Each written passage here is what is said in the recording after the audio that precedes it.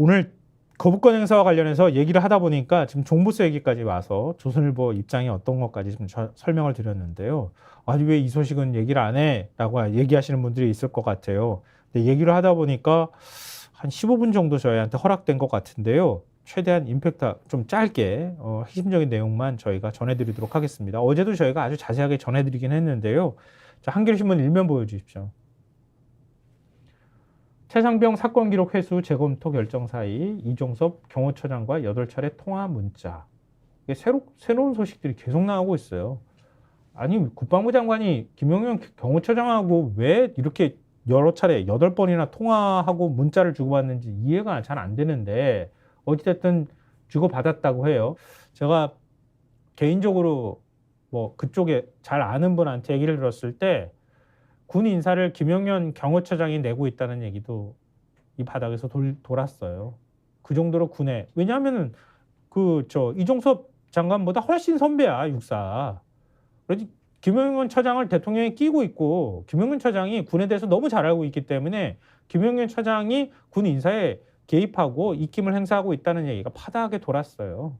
그리고 사실 그런 우려가 늘 사실 있습니다. 그러니까 예를 들면 박근혜 정권 같은 경우에 군 인사를 국가안보실장, 국방부 장관, 그때는 경호실장입니까?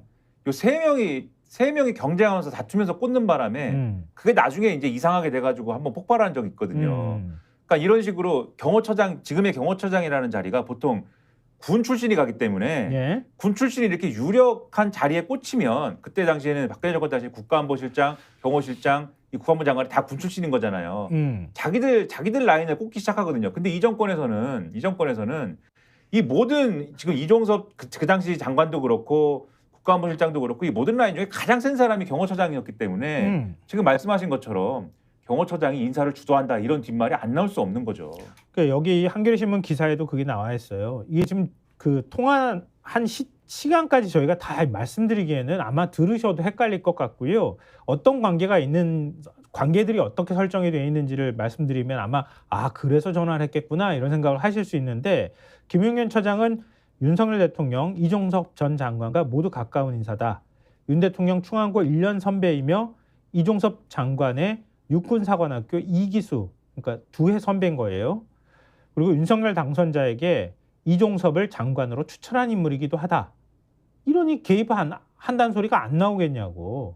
그리고 김용현 처장이 대통령 관저 맞은편에 뭐 해병대 사령관 그거에 관사가 있었다고 하더라고요. 이것도 거의 언론에 보도되지 않았는데 제가 그때 그 인사한테 들은 얘기인데 해병대 사령관 야 너 나가.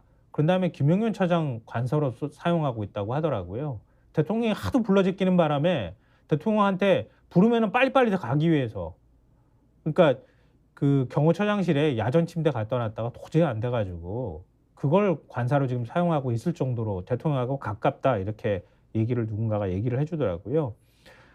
그리고 뭐 이상민 행안부 장관하고 그 이종섭 장관이 또 비슷한 시기에 8차례나 전화나 문자를 주고받았다고 하는데 다 뭐 아시는 것처럼 지금 이상민 장관은 판사 출신이긴 하지만 윤 대통령 충안고 후배이자 서울대 법대 후배, 윤 대통령 최측근, 2003, 4에도 불구하고 끝까지 지금까지 고소하면서 장관직을 유지하게 만드는 그런 사이잖아요. 근데 생각을 해봐. 이상하잖아. 왜 그 시기에 집중적으로 연락을 주고받았을까? 김영현과 이종섭 그리고 이상민이. 근데 여기 보면은 그 시기가 8월 2일 날 지난해 8월 2일 날 최상병 사건은 경찰로 이첩된 거로 국방부가 돼가져온 거고 국방부 조사본부가 이걸 우리가 재검토하는 게 맞느냐라고 망설였다고 말씀드리지 않았습니까 어제? 네. 그거 결국은 재검토하는 게 8일이거든요.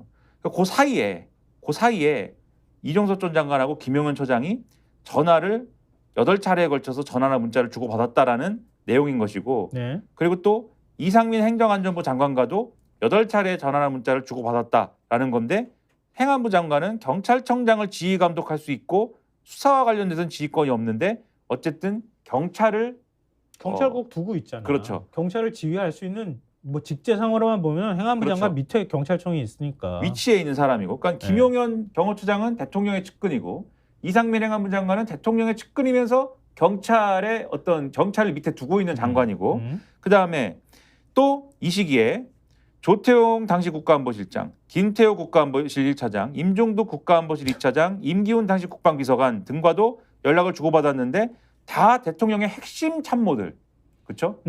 그리고 이 중에 임종득, 임기훈 이분들은 또 이 사건과 관련돼서 다른 맥락에서도 중요한 역할을 다 하셨던 분들, 이런 분들하고 다 연락을 다 했다. 그리고 여기에 대해서 이종섭 전 장관은 이첩보류 및 항명수사 지시 등을 계속 스스로 결정했다고 밝혀왔지만 이 기간 동안에 이렇게 대통령 주변 인사들, 대통령의 핵심 참모들, 그리고 대통령이 아주 아끼는 사람들하고 이렇게 많은 연락을 했다는 거는 결국 그게 스스로의 판단에 의한 어떤 결정들을 한 거겠느냐, 이런 의문을 제기할 수밖에 없다는 건데, 다만 반론은 이분들의 반론은 행안부에서는 이렇게 얘기했대요. 아, 그때는 잼버리 사태 수습 때문에 국무위원들하고 수시로 통화하던 시기입니다. 잼버리 사태를 수습하려고 국방부 장관이랑 통화를 했다. 이렇게 얘기를 하고 있고, 그다음에 이종섭 전 장관 측은 이상한 시각으로 보지 마시라. 원래 이제 통화는 그렇게 많이 하는 거예요. 원래 이렇게 얘기했다고 합니다. 더 사조가 안 붙이겠습니다. 한겨레 신문 3면 보여주십시오. 대통령 국방부 한라인 경로설 당일 6차례 등 25번 통화. 이것도 뭐 원래 우리 통화 이렇게 해요. 이렇게 얘기하겠네. 그렇죠. 늘 통화하는 사이예요. 뭐 그런 얘기인데. 아, 친하긴 하다 보니까. 다 뭐 우리 군대 군인 식구예요. 뭐 그런 건데. 그러니까 이게 이 당시 이제 소위 말하는 이 경로가 나왔다고 하는 지난해 7월 31일 예. 그 당시에 이 대통령실에 있는 아까 말씀드린 임기훈 전 비서관 그리고 박진희 전 국방부 장관 보좌관 있지 않습니까? 국방부 네. 군사보좌관. 그러니까 각각 대통령의 비서관 그리고 국방비서하고 그다음에 장관의 비서관이 네. 두 사람이 각각의 대통령과 국방부 장관의 한라인 역할을 한 거 아니냐. 그런 의심을 들게 하는 내용이에요. 왜냐하면 이 7월 31일 날 6차례를 비롯해서 8월 3일 한 차례, 8월 4일 4차례, 8월 6일 한 차례, 8월 7일 4차례, 8월 8일 3차례 계속 통화와 뭐 이런 연락을 이어갔는데 네. 국방부 조사본부가 최상병 순직 사건을 재검토하기로 결정한 지난해 8월 9일에 6차례 연락을 주고받았는데 이때가 당시 가장 뜨거웠던 한라인인데 어쨌든 가장 주목이 됐던 거는 7월 31일이다. 이런 건데. 그때 국가안보실에서 회의를 했다는 거 아니에요? 오전 11시께 회의가 열렸고 윤 대통령이 임성근 전 사단장 등 8명의 혐의를 적시해 사건을 경찰에 넘긴다는 보고를 받고 그게 이른바 VIP 경로설이 나온 하나의 일이 생겼다는 건데 그 회의 직후에 통화가 있었다는 거잖아요. 근데 그렇죠. 그게 대통령실에서 온 전화를 이종섭 장관이 받았다는 거잖아요. 그때. 그렇죠. 누구랑 통화했는지는 모르지만. 그래서 해석하기로는 그 회의에서 대통령의 경로가 있었기 때문에 누군가 그 상황을 이 어떠한 상황이고 어떻게 해야 된다라는 것을 대통령실의 누군가가 장관에게 전달한 거 아니겠느냐. 아니면 대통령이 직접 전화했을 수도 있고. 뭐 그랬을 수도 아니, 뭐 있고. 자기 검사 시절부터 쓰던 휴대폰으로 전화하면 되지. 그렇죠. 뭐 그 전화로 스픽스는 말하는 언론입니다.